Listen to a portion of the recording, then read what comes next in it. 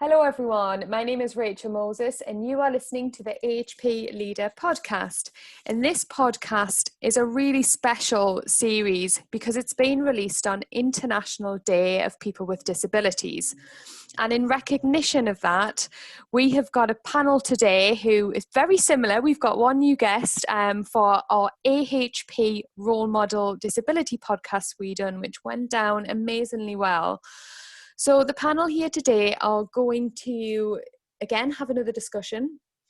That's going to be no holds bars, and it's going to really be understanding about how disability doesn't define people, about what opportunities may exist, also covering slightly what challenges exist, and also what we can do as employers, as colleagues, as peers, as lecturers and as students, for those of you that may be listening, to help really make the lives of people easier, better and more understood. So on that note, I would like to introduce the panel. Carrie's going to go first. She's to my right. So off you go, Carrie. Hi there, my name's Carrie. I'm guide dog owner. I'm visually impaired and I'm currently working as a disability analyst for the Department of Work and Pensions, but also keeping my hand in with a little bit of MSK physio on the side. Thank you, Carrie. Raz, down to you. Hi, I'm Raz and I'm a cardiorespiratory dietitian in a hospital in central London and I'm a wheelchair user. And slight disclaimer, I do work with Raz, so we do know each other. Caitlin, come down to you.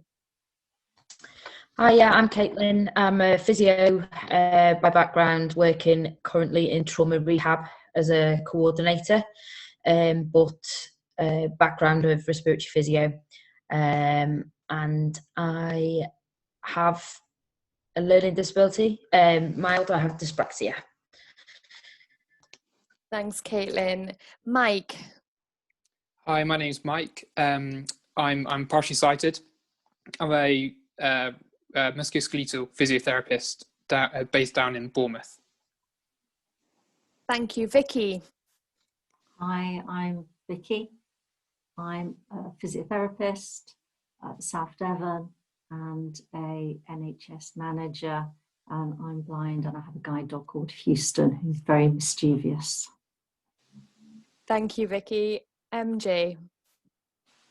Hi, my name's MJ. I'm a Band 5 rotational physio, currently working on medical wards in my hospital, and I have bilateral hip dysplasia. Thanks, MJ. And last but not least, Mandy. Oh. I was too good at muting myself, sorry. So, I'll start that again. I'm Mandy, I'm a physiotherapist, currently working as a physiotherapy lecturer at the University of Winchester. I'm visually impaired, which is why I have my screen to the side, so I may look like I'm looking to the side. And I am a guide dog owner as well. Thank you, Mandy. And we have three wonderful guide dogs with us today who have been told to be as quiet as possible. But just warning in advance if you hear any sharp barking noises. They're just trying to join in. So they were very well behaved on the last podcast. And sorry to all of the watchers who were very keen to get glimpses of the guide dogs, but they're on the best behaviour. So I want to start this podcast by the initial concept of disability not defining people. And I'm going to come down to Vicki, because in the pre-chat, Vicki, you had a really powerful analogy and story of how you introduce yourself as a physiotherapist in your role. So I think, we talk about first impressions and first impressions being really important, and that almost defines you. So yeah, I always introduce myself. I'm Vicki. I'm a physiotherapist. I'm an international sailor. I happen to be visually impaired, but the other things are what defines me. The fact I'm a wife. I'm a guide dog owner, yes, but But what I want to be remembered for is actually the things that I do and the relationships I make, and not be defined as the visually impaired person. So that's how I introduce myself, and that order kind of, I think, establishes, I prefer to establish a relationship with somebody before they discover that I have a visual impairment, because I think that changes. So they've already got an impression of me as a person, they've already been making decisions about me before they then discover that I'm visually impaired. So then hopefully for them, that isn't then the factor that is large in their mind.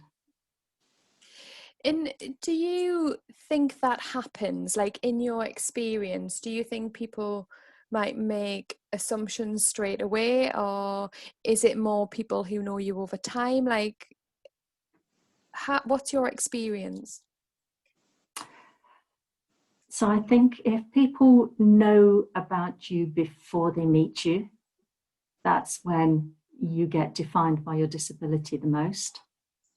Whereas if people meet you and then discover, then I think you've already broken, you've broken down the barriers.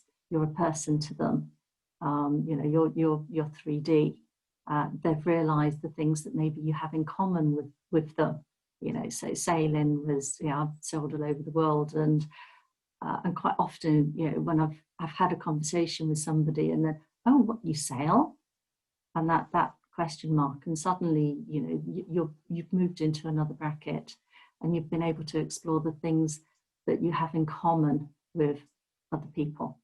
But there is always that, I'm a guide dog owner, and having a guide dog meant it was easier for me, because I hated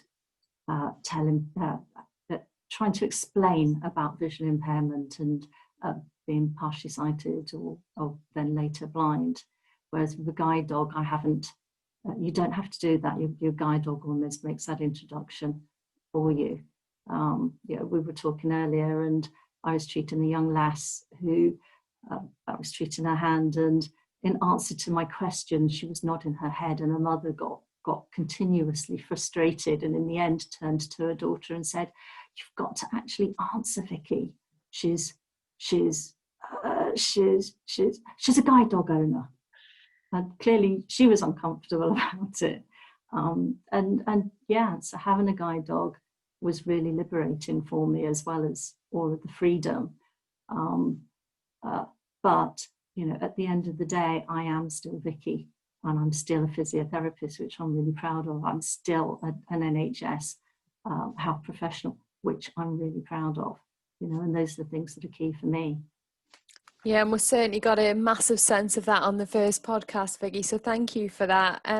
Carrie, I'm going to stay on the guide dog theme.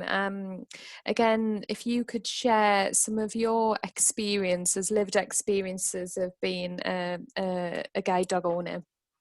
Okay, so I got my guide dog Amber when I was in my second year of university, because my sight is because of nerve damage as opposed to my actual eyes. It's almost like an invisible disability, if you like, when I haven't got my guide dog with me. And what I noticed from the first year of uni, not having a guide dog and asking for reasonable adjustments and things, and then the second year when I actually got Amber, and then my disability all of a sudden became visible, it was so different. Like people are a lot more helpful to you when they can see your disability, which is quite a shame, I think, in a way. Like, obviously it worked well for me, but I think it's a shame for people that potentially have got invisible disabilities, that actually people almost don't take that note, and sometimes they can fail to help you out, really. But what I find with Amber and working with Amber a lot is people think that I'm training her, so they assume I'm a guide dog trainer, and I get a lot of, "Oh, well, you're so lucky to be able to bring this guide dog to work with you. Oh, it must be lovely training her in your spare time." And she's not that naughty, like, she is quite a good guide dog. So yeah, and then that always sort of then opens up that dialogue, and then I have to sort of explain, oh no, well, she is my guide dog, and then you get that classic, oh, well, you don't look blind, and then you're like, oh well, you know, what am I supposed to look like? And so I think, yeah, maybe if people could just be a little more accepting, maybe, and you know, if you see somebody with a mobility aid, it's probably because they need it. You know, they're probably not, you know, not practicing in a wheelchair for fun, or, you know, not walking around with guide dog training if they haven't got like guide dog trainer written on them, and actually just to respect that, and rather than challenge it, I think is like, yeah, key for people, definitely. It's I'm glad you actually mentioned that, Carrie, because one of the comments of the podcast, which was meant, I can only imagine in a very positive and non-judgmental way, was like, I was quite surprised because, you know, that person didn't look blind. And it is, I was quite taken aback, but I think that is the reality, like you've just said, that is the lived experience if you don't fit a disability model of what people's perceptions are. Mike, can I come to you? Yeah, and so sharing the same thing really in terms of what people see, and just going on what Vicki said a moment ago, that what she found is she was telling patients about her vision. And I'm in this point, I think, you know, I think we're all on a journey in terms of that disability and learning about ourselves and how to manage it. And for me, I do sometimes tell patients, I think I'm almost on this conflict in terms of people are often interested. You know, you tell somebody that you're partially sighted, exactly the same. They go, oh, you wouldn't know to look at you. I don't know what a partially sighted person is supposed to look like, as Carrie said.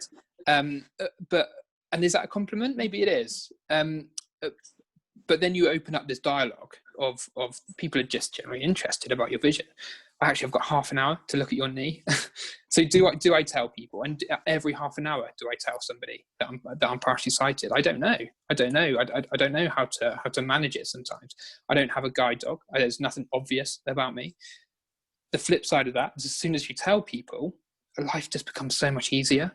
You know, often people at work even say they forget that I'm partially sighted, and that's good, fine, good. I don't want them to look at me as the partially sighted physio.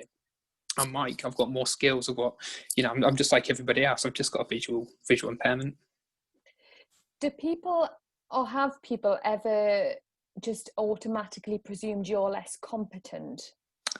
I think I make the assumption to them. So what I would say to somebody is, I'm Mike. I'm one of the physios here. Just to let you know, I'm partially sighted, but don't worry, it's not going to have any effect on the treatment that you receive. So I've already started this narrative that you know, they might. Do you know what I mean? I've already made this assumption that they might think that I'm not as good as somebody who's got full vision.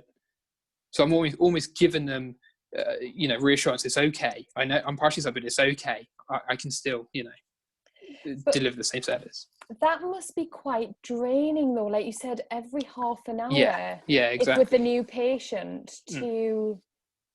I mean, I never conceptualized that, actually, being completely honest. That I think since COVID, most of my work is telephone call, and yeah, it's draining for a different reason, because I'm needing to use a screen all the time. But I don't have to have this conflict in my head of, do I tell somebody, don't I? Whereas before, I would treat somebody, I would then go to write something down, and they go, oh, you're getting close to that piece of paper. You say, yeah, I'm partially sighted, and then you make them feel awkward, and so there's always this conflict for me. Thank you. I don't know if Carrie, you wanted to come in there. Yeah, no, and Vicki does as well. Go, Carrie.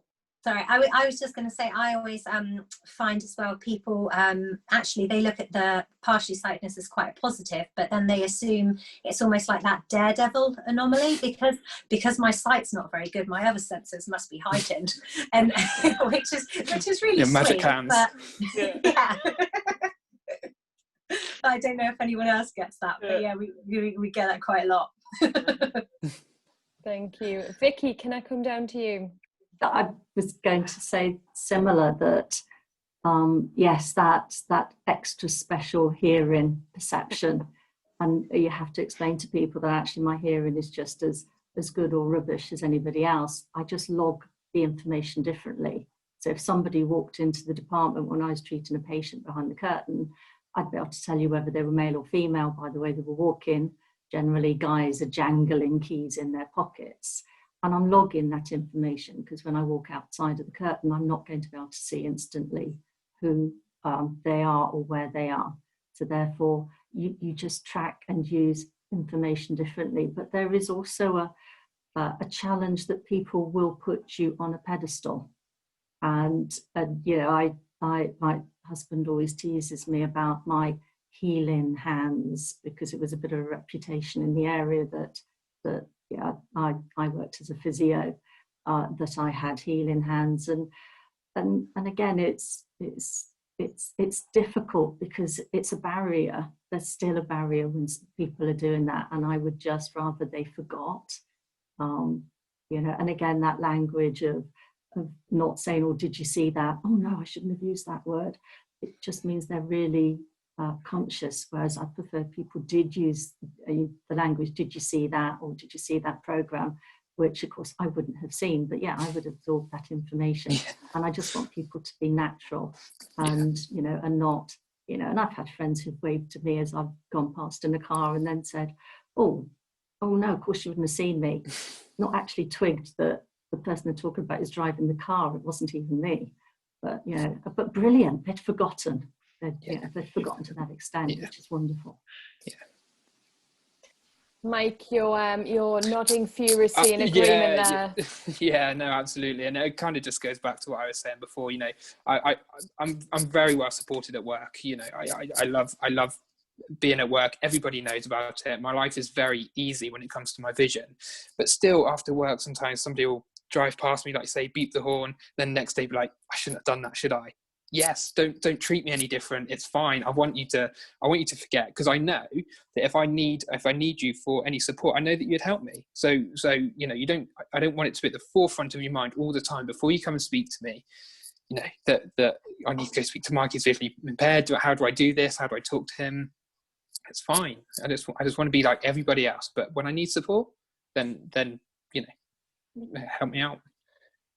Thank you. So Raz, I'm going to come into you now because I, as I mentioned before, work with you. So I know just listening to some of these stories and, you know, these lived experiences that you have similar, but undoubtedly will be different because you have a very visual disability as a wheelchair user. So can I bring you in at this point? Yeah, so I think for me, it's not something I can hide, unfortunately. And I can't tell you the amount of times that people have mistaken me for a patient.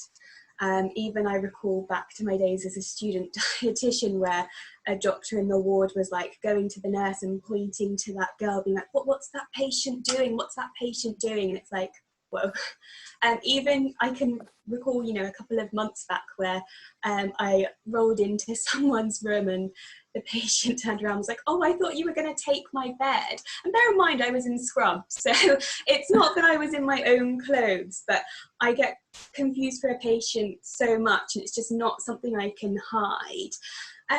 I do think there are obviously some benefits. I think rolling in at my level, I'm an eye level to everyone. I don't have to awkwardly tower over someone or awkwardly crouch down, and I think people quite like that.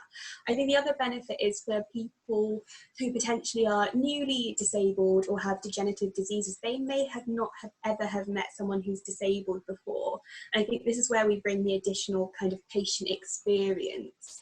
A lot of patients might ask me about my wheelchair because they're trying to get one, or they might ask me random questions just about life in general because they don't know anyone who's disabled.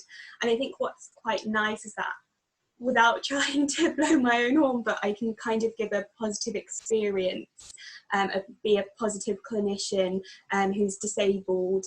And I think that can be really beneficial for the patient, so that they don't think disabled people are like what they see in the media, which can often be portrayed as quite negative, and disabled people are not, oh, woe is me, and actually they can get around, be very independent and still work and live a fulfilling life. Do you know, I love your outlook, Raz, because I know some of the challenges that you have and continue to have, and just for you to have that outlook, like everyone else has just said, is just incredible. So thank you for that, and we'll definitely come back to some of those. MJ, I'm coming into you because you shared some in the pre-chat experiences as well, and I don't know whether you would class your disability as hidden and then at times not hidden, in that spectrum. And when we heard the feedback I got from the first podcast was really hard for healthcare professionals, particularly AHPs, who have a disability that can be a spectrum and move in terms of severity. Yeah, so definitely, for the most part, these days, my disability is, you wouldn't know anything at all. I've had 7 surgeries, quite a number of them quite major. So during that sort of phase of my condition, it was obviously a lot less hidden because I'd be on crutches for a long time or like recovering my mobility. But for the most part now, you can't see it at all, or if I'm in pain, you can't really see it. And then there's times when I have flare-ups, it's almost like I have to go through this whole thing of like, oh no, I'm going into work, people are going to see today, and you're going through that, all the thoughts in your head again. But I think coming back to what Raz was saying about sort of connecting with patients in a way, I have found actually I've been able to use this to my advantage actually, because I've had a lot of experience as a patient. I suppose I don't tend to view patients as other, like I guess we can sometimes do, because I think, well, we're both the same, really. There's nothing different. Anyone could have a health condition at any point. And actually, there was a situation which happened recently with a patient on our ward where it's been quite a sort of complex presentation of many different ways, and a patient who things were getting quite hostile between her and the staff, and she was kind of declining with us in physio to kind of get out of bed and to try on the stairs or to mobilize with the crutches, and it was getting harder and harder, and we were getting to the point where we thought, are we going to discharge this patient because she's just completely declining? And I just thought to myself, right, do I use my cheat? Do I use it? Do I not? Is it appropriate? Oh, I don't know. I was like, I'm just going to give it a shot. And I went and I sat down next to her, and I got my phone out and I said, oh, are you squeamish? And she was like, no. And so I actually showed her a picture of one of my x-rays from I had some quite major pelvic surgeries with like all pins in and everything. And I showed her it and she was like, oh my goodness. And was really shocked. Your pelvis is in bits. What is this? And actually we started talking, and I sort of shared a bit of my experiences and how I could relate to her experiences. And from that point on, she started to engage with us a bit more, and we started to kind of build a bit of rapport from that, because actually it was like she wasn't other anymore. It wasn't us and them anymore. We were one and the same, really. So yeah, that was just an example of actually when I connect with patients, I feel, because of that. So no, I really like that concept. It helps you relate to that person, that patient, and it can help their experience as a patient because you understand. Again, I've probably not conceptualized that in great detail before. So thank you, MJ, for sharing that. Caitlin, I don't know if you want to come in at this point along a similar tack.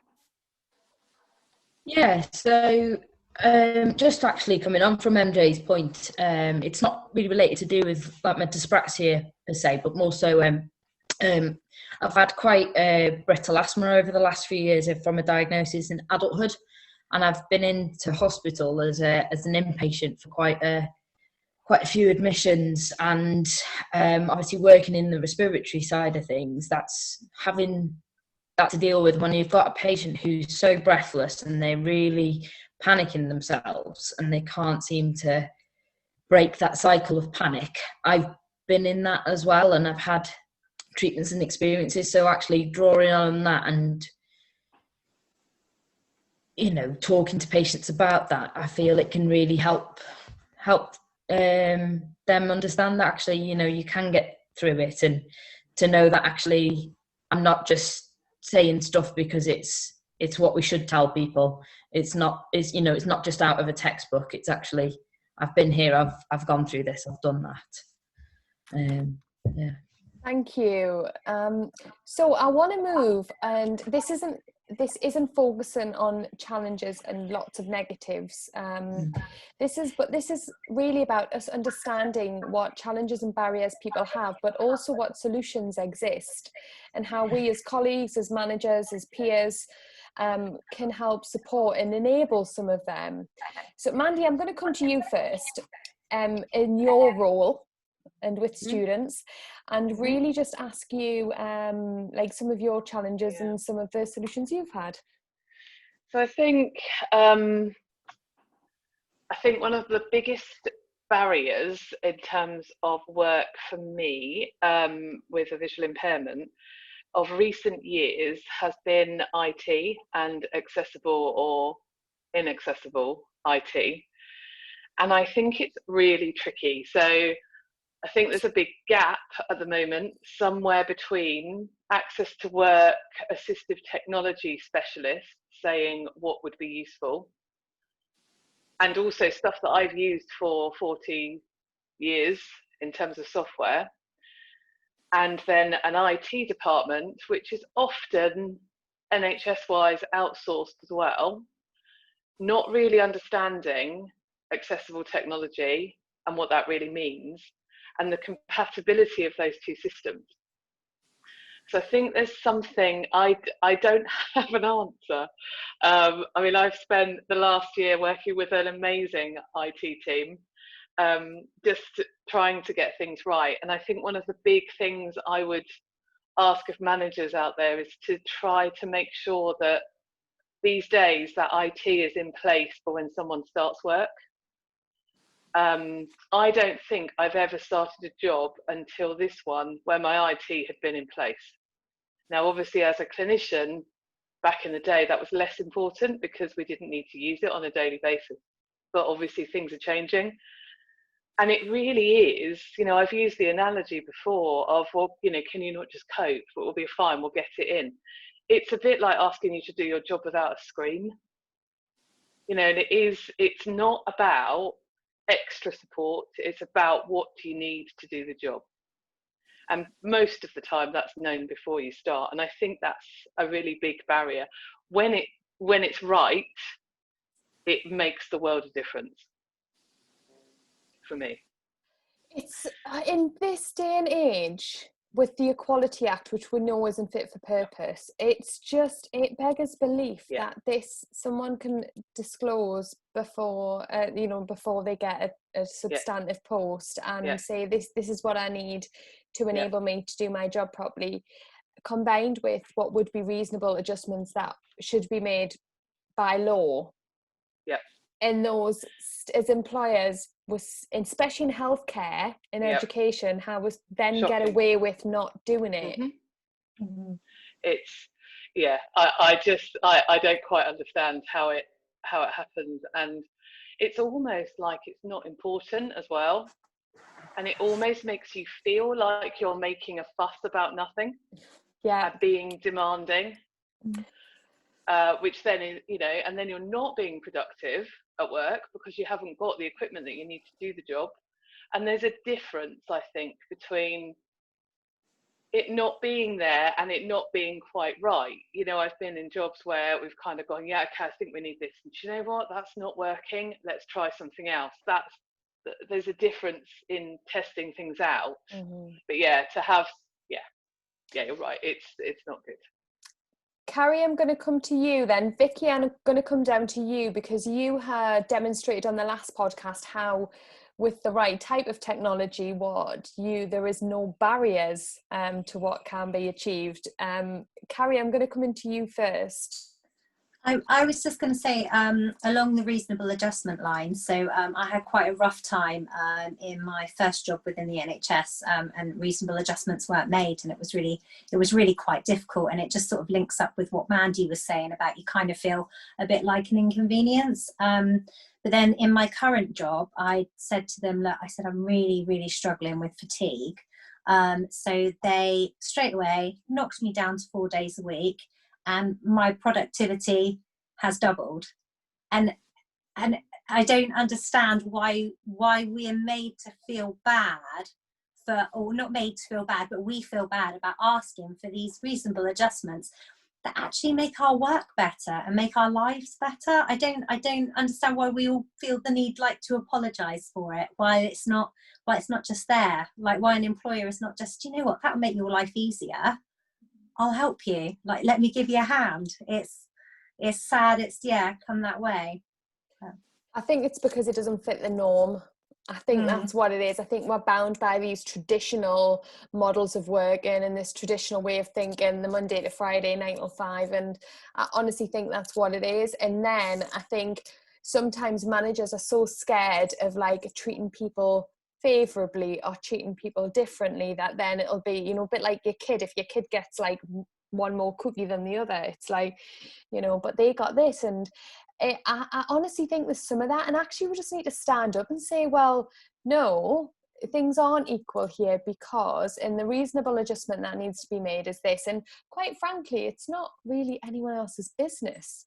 In my mind, that's something between the manager and the individual. And it's shameful, really, isn't it, that we even have to have this discussion in 2020. Vicki, can I come into you, please, to add some of your thoughts? Because I know you, in the last podcast, mentioned you've been through quite a journey to get where you are. And you are obviously, you know, not only a very experienced clinician, but a very experienced manager as well. So I think I've been very lucky, and I've been very privileged. And what I've tended to find is very often the biggest limitation and the biggest barriers are other people's expectations. And I think that's where I've been very lucky with my career, in that, and certainly I was one of 4 children, and my parents expected me to do exactly the same as my brothers and sisters.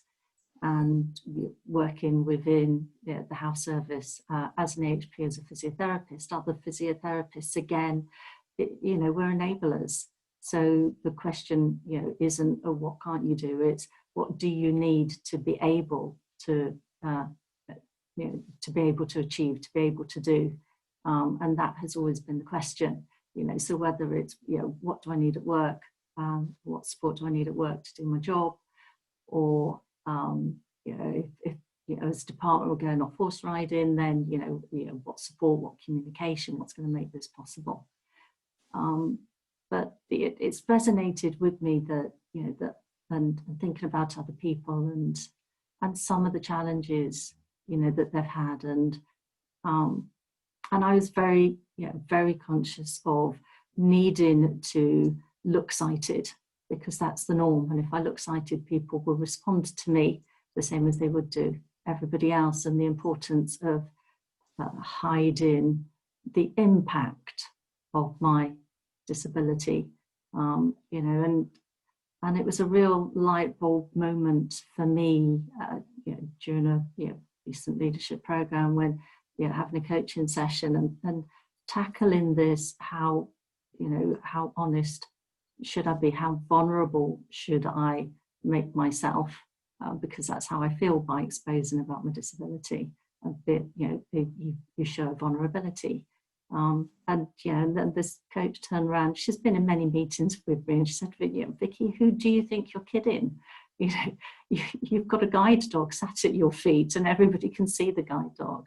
And it was that then made me realise that that support is there, that acceptance is there, it's just having that confidence, I think, and realising that you're just as worried about applying for a job, but actually so is everybody else. If you're turning up at a meeting that's maybe somewhere that you've never been before, with people that you've never met before, what I always remind myself is, actually probably everybody else turning up at that day, they don't have a disability, but they'll be feeling exactly the same as I am, which is, oh gosh, am I going to meet anybody? Is anybody going to talk to me? Am I going to be able to find the venue? they'll be actually having exactly the same thoughts. You know, and it's very easy to pin those and think, oh, I'm having these thoughts because I'm disabled, you know, and I have to just remind myself, actually, no, I'm having these thoughts because I'm a person. And I think that one sentence you've just said there, is a manager, or is, you know, is you said your coach, or is, what can I do to assist you? What can I do to help enable you? I think that is really important, and I don't think that's what we do. And sometimes I wonder with managers is they don't ask the question because they then can't follow through with it, but actually that's not good enough, is it? And I have never managed anyone who has had a guide dog or been visually impaired. But one of the things I've learned, and especially after the last podcast, is if I did, then they would be the questions that I would have, the leading questions. Mandy, that relates back to your IT point about really trying to be as inclusive as possible from that first day of employment, because you get a real sense on that first day about what your challenges and barriers are going to be. And we have a new EDI lead in my trust who's a wheelchair user, and on her very first day she had the most awful experience, and I was talking to her about that, and she comes from a really great organisation from local authority. I'm sure she won't mind us sharing the story. I hope she doesn't anyway. And I just thought, goodness, that is my organisation, that is, I'm a senior manager here, like we have to change this. So, and I think the more we have these conversations, the more we tell every one of us, this is not acceptable in 2020, that people are still facing these challenges. When we have technology that exists, we'll have a legal act, and then we'll have the means to be able to change things. This is really something powerful that can come from this podcast, I hope. Now, MJ, I know you had your hand up before we move on to something different. Do you want to come in? Yeah, so it was just relating back to Carrie's previous mention of reasonable adjustments and my experiences of that, because for my condition, a lot of the things that I ask for at the moment are preemptive, and it's the case where if I can probably get by without it, but a lot of the way I manage my condition is by pacing myself. So it's kind of that thing of, yeah, I can do that one day, but then I won't be able to do this the next day, and I want to be able to do what I can the next day. So then when it looks like I'm asking for something and it's like, well, you look fine, why do you need that? Things can get a bit awkward, and then I feel awkward and I think, oh, and yeah, it's that thing of not wanting to ask for something, especially when it doesn't look like you need it, but you know your condition better than other people. And it's also the thing of where there's things that I can do. So, for example, for me, I'm trying my hand back at hockey at the moment. Now, when I say I'm trying my hand at hockey, I mean I go to training, I hit the ball about a bit, and I do a slow run, and then I leave it for the night. And my hockey team are very inclusive of that, and it's great. I don't do matches because I can't really do that, but it's really good. It works the muscle groups that I need to work. It gets me like doing a bit of exercise, and I really love it. But then I feel like as soon as I mention to people, oh yeah, I was at hockey again last night, they say, oh, but you have a disability. Oh, well, do you have a disability or don't you then? Because you can do stuff. And it's like, oh, no, that's not what disability is. Disability doesn't mean you can't do stuff. It just means you do stuff differently. So yeah, again, that's a really important point. Some of the feedback I had from the first podcast, and some of the points people wanted raised that didn't feel comfortable coming on and discussing openly, was about the lack of understanding about reasonable adjustments to empower. And I think, Carrie, you just touched on that, because to make a reasonable adjustment, often managers think there's a loss in productivity, there's a loss in hours, or there's a loss in money. And therefore they're very reluctant to agree to or make reasonable adjustments when it comes to flexible working. It was the needs of the service I heard a lot, Rachel. It was about the needs of the service. It wasn't about me and what I needed. It was about the needs of the service. And you think, well, if you gave me what I needed, I could give your service more. I think, and sometimes people don't give you credit until they see you struggle, which I always find quite disappointing as well. It's like they have to see you struggle before they'll actually accept that you find something difficult, which is similar to, I think, what MJ is saying. Yeah. Yeah, that's something that I like relating back to when I said, oh, some days I have a flare up, and then all these thoughts are going through my head. But then also I'm thinking, I'm kind of relieved that I'm limping a bit today, because then at least people know that I was never faking it to start with. So it's just a bit of a weird one, really. I think the people with the disability, though, won't ever prevent to get to that point, and that's important, of the reasonable adjustment. They don't ever want to be disabled because of their disability. They want to be enabled. And when you turn that concept on the head to say, actually, a reasonable adjustment, a flexible working is because someone's recognising they need a reasonable adjustment, that's actually someone taking responsibility for their own needs. And we need to empower people who do that, rather than have a system that completely works against them. And that's certainly something that I'm learning in a senior management role, that we'll have a system that just works against people and we don't enable. Now, Mandy, I'm going to come to you then. Raz, I'm going to come down to you for some of your thoughts after that. Mandy. So I just was talking about hidden disabilities, and just thinking, sometimes whilst my disability is certainly not hidden when I have my black Labrador at my side, I think it's really interesting as well how my useful vision, I guess I will term it, varies depending on loads of different conditions in the environment, whether I'm tired, how much work I've done on the screen, whether I'm stressed. And I think people may see me in a building at work, in clinically in an outpatients department that I'd worked in for years and years. You probably wouldn't know. And I definitely had comments when I got Fable, I don't understand, why do you need her? You're okay. And it's that, but you only see me here. You're not seeing me outside in the bright sunlight, or walking home at 5 o'clock at night when it's dark and all I've got is headlights and nothing useful whatsoever. So I think it's really important to think about that hidden disabilities, but also the variability within other disabilities as well. Thank you, Mandy. Raz, coming down to you. Yeah, so I think you've kind of all made a pretty interesting point, which links into, I'm not sure if any of you have heard of it, but the social model of disability. So I'm a huge believer in that. So essentially it's saying that you're disabled by the environment around you rather than the impairment. And I think that's really powerful, and it was really empowering for me to, when I first read about it and learned about it, understand that, because I would often blame myself and my impairment and the fact that I use wheels, whereas actually if everything was wheelchair accessible, if I didn't have to get someone to put a ramp down for me to get on the train, etc., I wouldn't actually be disabled, I don't think. I think some of the barriers I faced are quite similar to everyone else. So I remember in one of my times in employment where I was forced to use a clinic room where the door frame was not DDA, so it didn't fit a wheelchair user, so I actually had to claw my way in. So even patients with wheelchairs couldn't fit in, and it was just the most embarrassing and degrading situation that I often think back to, because patients would often make comments about it, and when I'm already probably having comments because obviously I'm visibly disabled, and then that on top of it, it was really quite challenging. So I think there were other things which I know I mentioned in the previous podcast, which are things about reaching gloves and aprons and foot pedal bins, and even just getting into a patient's room. There are often beds and I can't get in or can't get close enough.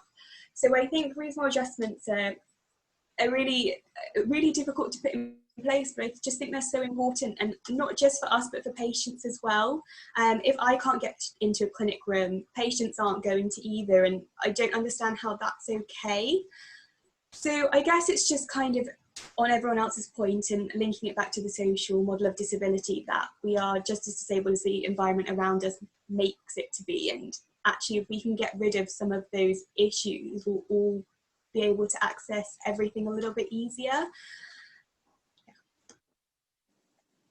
Absolutely. And I want you to, if you don't mind, comment on some of the things that we won't see as colleagues. So for example, and I think Mandy, you touched on this as well, just how exhausting it is to even get to work. When we talk about leveling the playing field, if you like, and people being treated as equals, actually, as a wheelchair user, it can be so draining for you to even get to work to start your day. So do you want to touch on that, please? Yeah, so I guess it's not a secret really that travelling on public transport as a wheelchair user is not the easiest of things. And I don't have an adaptive car, and in London I wouldn't choose to use one even if I did. So my journey includes taking a train where I'm reliant on someone putting a ramp down, and then obviously rolling in, and then again a ramp down at the other side, where I often get a little bit frustrated if they're a little bit late because I have another journey to catch after that. I would love at that point to be able to take the tube, but unfortunately the limiting factor is in my area where the hospital is, pretty much the majority of the tube stops are not wheelchair accessible. So then I have to take a bus where again I'm reliant on the bus driver seeing me put the ramp down, and then obviously an accessible bus stop both at the hospital, which is now there thankfully, but previously wasn't. I guess there's a lot of issues which can come on that because we're relying on other people to do the job. I know previously in Manchester when I've had to take the tram, everything was level boarding, so I wasn't reliant on someone else, so I could just roll on to a tram. Whereas when you're reliant on someone putting down a ramp physically, you need to make sure they're there. There have been times where, you know, I've missed my stop and I've had to go across, or there have been times where no one has been there with a ramp, and so myself and other passengers are really kindly helping me keep the doors open, and then a train driver has announced, sorry, I can't move this train because there are some selfish people who are keeping the doors open and won't let us move the train on. And actually that's because that I'm trying to get off the train and I need a ramp. And I guess it's just for employers and managers to be mindful of these situations, because there have been times where I've honestly been crying, first thing in the morning going to work, crying at work. It's really embarrassing. And, you know, often people ask me, oh, can I just carry you off? And I don't want you to carry me off. I want to be as independent as possible and get in and out of the train as best as possible as well. So that's my experience. I think that's something I've pretty much dealt with the whole time being a wheelchair user, and I think until we get level boarding access, I think that's something we'll continue to deal with. But it's just to be mindful that it doesn't always put you in the best sort of mind. And even other passengers have been saying things. They'll get angry at the staff member on behalf of you, and it's really nice, but at the same time, again, it's just drawing attention to you and just doesn't make you feel good. So yeah, it's just being a bit mindful of that, and also that we might have to take longer routes. If I can't take the tube, my journey is going to be longer. That could be more tiring. That could mean I'm late to work more often. So things like that as well is important. Yeah, and it's just the added time, stress, cognitive load in terms of, you know, even lifts. You know, I have a friend that's a wheelchair user, and just when you go shopping, for example, and you know, you just take getting on the escalator for granted, and it's finding a lift, and then when the lift isn't working, it's then where's your alternative route? I mean, so I think whereas some of the simple things you've highlighted that managers could be aware of is really important, because they're probably the things that get overlooked the most, and also what things we have influence over. So in terms of the Quality Act survey, in terms of what employers have to do by law, again, is managers, for the managers that are listening, it's do you know that's even happened within your organization? Do you know the results? It often takes, and I think we've already alluded to this, someone with a disability entering the organisation for that to happen. Well, that's just not good enough. In hospitals and healthcare organisations, when it's not accessible for our patients. So again, something to think about for those that are listening. And it's not even managers alone, is it? It's anyone taking this responsibility who wants to be an ally and who wants to be someone who empowers, because this could be for the next generation of professionals coming through. So at this moment in time, I want to open up the floor to everyone, and this is when we can give some really helpful advice to people on what should people be aware of, what is, you know, good experiences that people had where someone's made a change or been inclusive, or what, you know, what advice can people have? Because I obviously listen to this podcast because they want to learn more. Does anyone want to kick me off? Right, so I'll come to Caitlin and then I'll come to Mike. Yeah, so I found that really I was, at university was the biggest struggle. Getting a lot of barriers just in myself, really, as well as anything, because I didn't get diagnosed with dyspraxia until I was in university. So it was a case of just being on placements and being mistaken for being unenthusiastic or not bothered, or not paying attention and stuff. And actually I was putting so much energy into trying to concentrate and trying to remember and trying to take in information that I just didn't look like I wanted to be there, but it was because I was so in depth in it, trying to concentrate. And it actually got to the stage where I ended up having to fail a placement at uni and not understanding why, and think a good year and a half of uni feeling quite inadequate, really, that I shouldn't have been there. And then it was when I went to university and I had my debrief with my tutor, and they said, have you ever thought that you may have a learning disability? And I was like, no. And actually just being open and honest, really, with people about what your struggles are, because actually they can then maybe facilitate and kind of bring your mind to things to go, oh, actually you might have a learning disability. So that's when I went and gone and had assessments, and I came out with having dyspraxia. And then from having that diagnosis, that made it so much easier going back into placements and going into work and jobs and things, because I could then disclose and be saying, look, I do struggle with these things and I know exactly what things I struggle with. And because I've been given assessment reports, I had suggestions on what would help me get through things. And that made the world of difference. So, as an educator now, when I have students come through, I say, obviously you can disclose anything that you want to me. You don't have to disclose anything, but obviously if there is something that you struggle with and you don't tell me, we can't help you with it. So it's, trying to have some trust in the people who are looking out for you, really. Thank you, Caitlin. Thanks for sharing that. Mike? Yeah, I think for me, I just wanted to kind of go back over some of the things that especially that Vicki had spoken about in terms of this. We're on a journey, and I think everyone has their own personal experiences with their own disabilities. But this podcast is about defining you, and so something that I would want to advise, I guess, is there's more than one thing that defines you. And I spent a long time saying to people that, well, I spent a long time pretending that I had good vision, to be fair.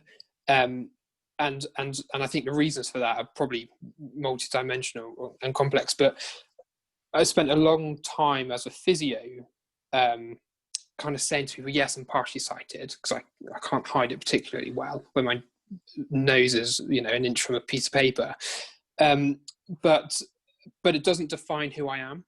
And I thought it was really interesting when I saw the title of this podcast, because that's exactly what I used to say. It doesn't define who I am. There's more than that defines who I am. And as I've gone on that journey, and as I've accepted that I'm partially sighted, I kind of think, well, it doesn't define who I am, but it kind of is who I am. It's part of me, and there's no point, and I don't ever want to go back and pretend like it's not a thing and it doesn't define who I am. Don't forget about it. I don't want anyone to know. But actually, it is part of who I am, and it makes me who I am. And you almost need to kind of, it sounds a bit cliche, but own it a little bit. And I think once you get to that point, and once you get over that, what seems like a mountain is as we just keep saying, life just becomes so much easier. allow it not to define you, but allow it to be part of you, and kind of take hold of it and run with it, and always enjoy the journey. Yes, you're going to find challenges, but as we've heard tonight, there are loads of challenges, but everyone has their own challenges, and it will just make you that better therapist or that better person. We're far more resilient because of our disability. Thank you, Mike. Coming into Mandy then, Carrie. Yeah, I think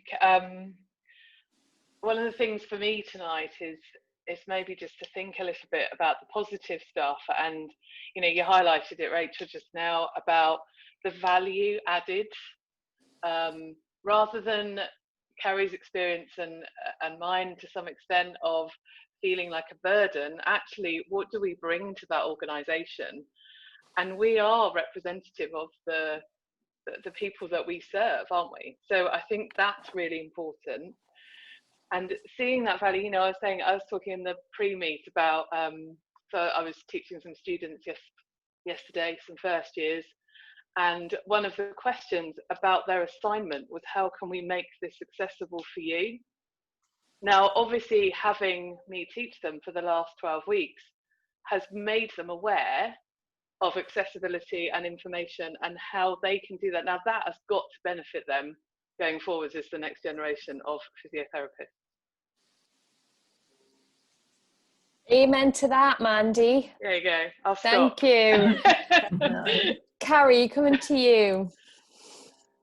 Okay, I'm completely with these guys, really, and like Mike said, I think we need to own it. Like, actually, who better placed to rehab people than actually people that have been through traumatic experiences and had to rehab themselves. Like, if you have a bit of an inkling as to what somebody's going through, I think that carries such a long way with you, because you have that empathy and you have that understanding and you've been on a similar journey, which I think is crucial. And I also think I'm studying a master's at the moment in veterinary physiotherapy, and the girls on my course, they're lovely, we're all physios, but they turned around and they said to me the other day, they were like, do you know what, you're the only disabled person that I've actually ever really known. And I just thought, God, and I don't even think of I don't think of myself as disabled. Like, I know Amber's obviously my guide dog, but half the time I just think I'm wandering around with my mate, like my best friend.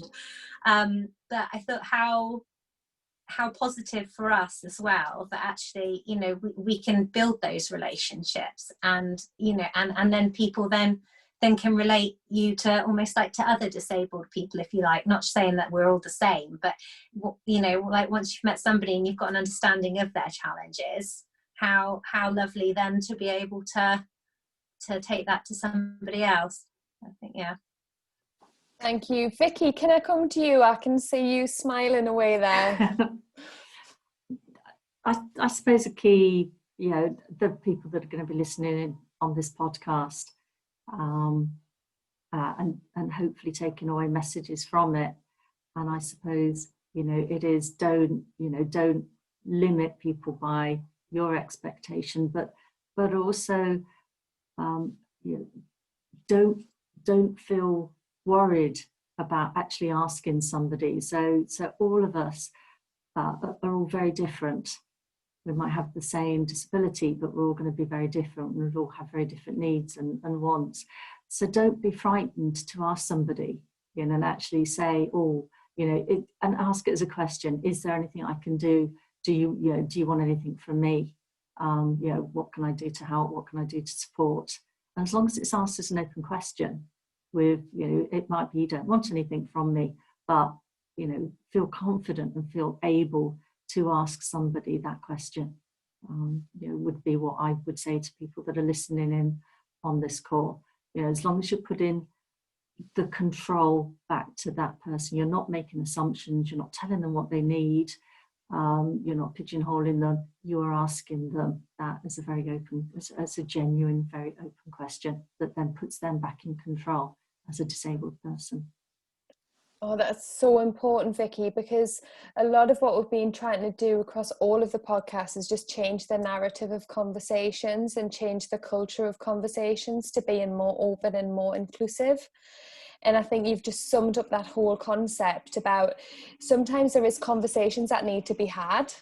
And then once they're had and there's a common ground, there's an understanding, there's, you know, whatever the purpose or the meaningful action from that conversation needs to be, then it's been had. And too often the narrative of the conversation is only when it needs to happen. So whether that be accessibility, whether that be IT support, whether that be a reasonable adjustment, like, why do we wait when someone's disclosed something, which will often be at interview stage or before interview stage, why do we then wait until it becomes the issue? Why isn't it we'll have those conversations much more organically and confidently? I think it's because maybe we are fearful of the conversation. We're fearful of what the answers might be. We're fearful of how we ask it, and that we might be, you know, using the wrong language. And I think, Vicki, that was where your story came in with the young girl and the mum. And but this is where, as the individual, as a person listening to this podcast, you need to take responsibilities for your own insecurities and your own lack of awareness and your own lack of education, and educate yourselves. And I think, you know, Vicki's just summed that up beautifully in terms of, if you do work with someone who has a disability that you're aware of, maybe have that conversation and have that, like, what is your lived experience be? How can I learn more? What might you need from me? What might someone else who's new into this organisation need? And for me, this is where the networks are really important. So your trust disability networks. I mean, Raz knows in my organisation, we haven't got one, which is absolutely terrible. What does that say about an organisation that doesn't have a network where people can feel included, feel safe, feel protected, feel like they have a voice to the board? And we know that really inclusive organisations inside and outside of healthcare, they have these networks that exist, because we need to provide spaces. So people might want to engage with them or not, but it's about people having the opportunity to. So what I want to do now is just come round. I hate having the last words on these things, as everyone knows. So I want to come round to everyone, and it's your opportunity to say anything or not about anything we haven't covered or have covered, what a powerful last message is going to be. And yeah, it's just your opportunity to say anything. And I'm going to start at the bottom with Mike. And Mike, I'm so glad you're here, because if you weren't, I would have had an all-female panel again. And, you know, I am very aware of this. So thanks for being here, Mike. And no worries. Yeah, I think I probably summed a lot of it up just now. But yeah, for me, essentially, oh, sorry, I'm getting quite a lot of feedback into my. But yeah, I think really it's just about owning that disability, and you know, it is a journey, and I don't know. I think you almost got to try and enjoy that journey a little bit, and take the challenges as they come. Thank you. Short and sweet. I like that, Mike. Thank you. Caitlin, I'm going to come into you next. Yeah, I think just following on from a lot of what everyone's already said, you know, just like you say, own it a little bit, own what you've got. And it's when you kind of take ownership of it, and you kind of stop feeling it's sort of like an embarrassment sometimes, some people would explain it to. And once you start to own it and don't feel embarrassed by it, you can be more open and honest and get the help that you need. Thank you. MJ, coming to you. Yeah, just when I've had experiences where I've been in environments where there's a lot of diversity in terms of race, gender, disability, everything, it's just felt so positive and so like amazing. And to be in that environment where it's like it's normal, like we're all different and we've all got something to bring and we're all here. It's such a kind of amazing feeling to feel. Yeah.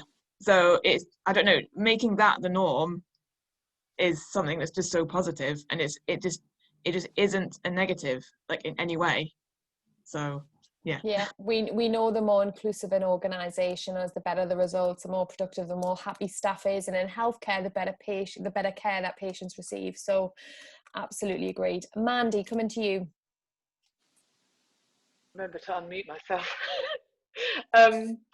So I think probably I said it just now. My take home from this would be to see the value. Would be the big message. But I also think what I've probably learned from today, which is probably something I've been learning for the past 5 years since kind of accepting my disability and having Fable, is that actually sometimes speaking out and, like everyone's been saying, owning that is a really positive thing to do. And again, you know, I have been, and probably still am to some extent, one of those reluctant leaders in terms of disability and equality and diversity. But I think I had an email today from a local sixth form college who said, we'd love you to come and do a careers talk about physiotherapy. One of our pupils saw you talk at Toynbee School, which is where I went must be 4 years ago now, doing a talk about guide dogs. But obviously I managed to get in about being a physiotherapist, because you always do. And that pupil was so inspired by that, they've gone on to their sixth form college and said they'd like to have that kind of that talk for everyone. So I'm like, you know, actually sometimes being open and owning it and just going with it is the right thing to do. Thank you. Carrie? So I think my advice to definitely my younger self, and I think anybody with a disability, would be never apologise. Don't ever apologise for your disability. Don't ever apologise for needing something a little bit more or a little bit different. Just be you. And I think for managers, if they can allow us to feel supported enough to be able to have those open conversations and to be able to say when we're finding things tough, I think that's how things work, and that's how it needs to go. Absolutely. It's a human right, Carrie, isn't it? Yeah. That's the bottom line. Or it should be. Yeah. Yeah, completely. Vicki? I suppose there's two things. One is you know, removing the them and the they from the language, because you know we are all the same, but also you know actually enjoying and valuing the differences as well.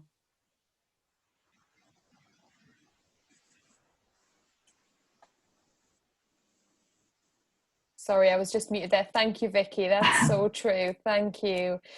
And finally, but last but not least, wonderful Raz, over to you to finish the podcast. Thank you. So I think for me, for other disabled people, I would say if you're having any issues, try and speak up earlier rather than later. I've never been in a situation where something has got better by me just giving people the benefit of the doubt, unfortunately. So speak up earlier, use your resources around you, your trade union, other colleagues, HR, that kind of thing. Also, secondly, if you've not heard of Access to Work yet, please, it's a government scheme which helps disabled people get into work, and they can do awesome things like come into your place of work and give talks about setting expectations and what reasonable adjustments are. I think for everyone else listening, like people, like managers, I know I've said this in a different forum, but I've whittled it down to 3 things. So the first one I know Vicki touched on is to listen to the disabled person. I think that's so important. And I think another good question to ask is, what is the disabled person expecting, just so you have an understanding of expectations, because you don't want to be up here and they're down here and you're on two completely different pages. I think the second thing is to believe the disabled person. Often, so many times, I don't know, I just have in the past felt that I've not been believed. I'm not asking for a reasonable adjustment to make someone's life more difficult. I'm doing it because I need it. And also, if I'm saying something's not accessible, I'm not just making that up. It's actually because it's not accessible. I would love to be as independent as possible. So when we're asking for help, we really do need that help. So please try and support us and believe us. And if you are finding that tricky. Again, I do think a third party would be beneficial, like HR. And the third thing is to advocate for the disabled person. There have been so many times where I've just had to be advocating for myself, asking for accessible this and that, and it can get really tiring and it can get really fatiguing for the disabled person to keep having to ask for things. So if you're noticing something isn't right, please do help the disabled person advocate for them. At the moment, I'm quite lucky with a line manager and obviously Rachel currently advocating to help to get me a disabled changing room. But don't just sit in silence and just expect me to keep asking the questions. I would really appreciate it if you can also escalate it yourself. Thank you, Raz. So on that note, I just want to say a massive thank you to you as a panel for what is very late now in the evening, giving up your time to share your experiences and your expert knowledge. Thank you so much, everyone. Also, the panel are more than happy if you want to reach out to them. If you are an allied health professional or anyone else living with a disability, please do reach out, because the panel are more than happy to provide you with support. And obviously you can DM me, send me messages, and I can support as well. So thank you very much, everyone.